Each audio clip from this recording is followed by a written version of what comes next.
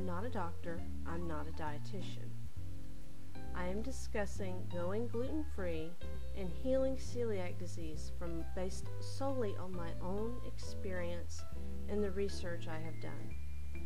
Please consult your medical advisor, healthcare practitioner, or a dietitian if you have questions about your particular condition and how to help your body heal.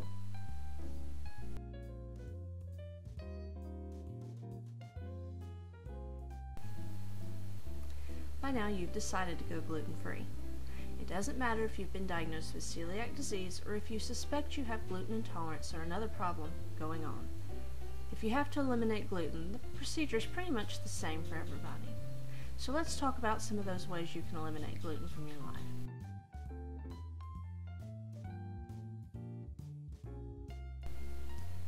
By now you're stressed out.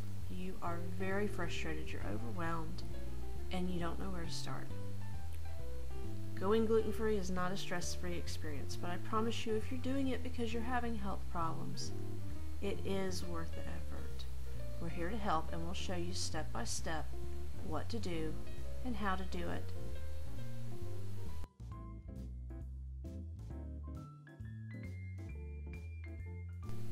So one of the questions I get asked most often is, do I have to go whole hog? Do I really have to eliminate all of it? And my answer is yes.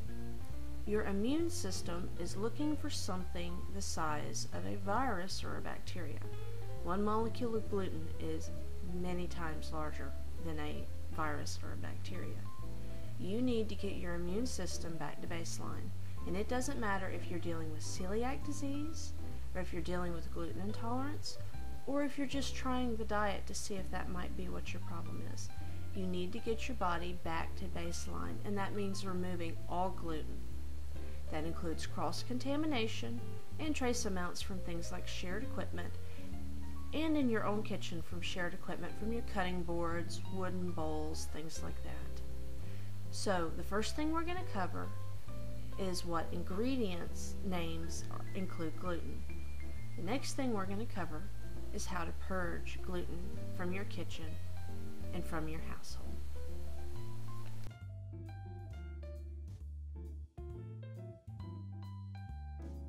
If you're sure that you don't have celiac disease and you've had the genetic testing done and you know that you are just gluten intolerant, after you get your body back to baseline, you may find that you can tolerate some cross-contamination and trace amounts. And if so, then you can consume things that are run on shared equipment, and you don't have to be as careful about dealing with shared equipment in your household. However, if you have not been diagnosed definitively, if you have not had the genetic testing done, I don't recommend that you take that risk. Until you know exactly what health condition you're dealing with and you can get medical advice from your doctor, I do recommend that you stay strictly gluten-free.